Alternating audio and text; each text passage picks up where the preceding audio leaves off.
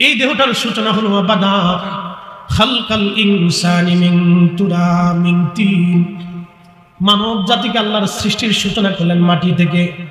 সুম্মা জাআলা নাসলাহু, বংশ বিস্তার করলেন আল্লাহ। মিন সুলালাতিন মিন মাইন মাহিন। আল্লাহর কোরআন বলতেছে শরীরের নির্গত পানি যেটা পুরুষের পৃষ্ঠদেশ থেকে আসে, নারীর বক্ষ থেকে আসে, পবিত্র বন্ধন, বৈধ বন্ধন, বৈবাহিক বন্ধনের মাধ্যমে আল্লাহ ওই বাবা এবং মায়ের শরীর থেকে নির্গত পানি মায়ের রহমের ভিতরে একবারে নিরাপদ আধারে আমার আল্লাহ পাক সেই পানিটাকে জমা করেন। অথচ আমি কিছুই ছিলাম না, অস্তিত্বহীন আমি ছিলাম। ওই পানি, পানির সাথে মাটি, মাটির সাথে পানি, পানির সাথে হাওয়া, হাওয়ার সাথে আপনার আগুন,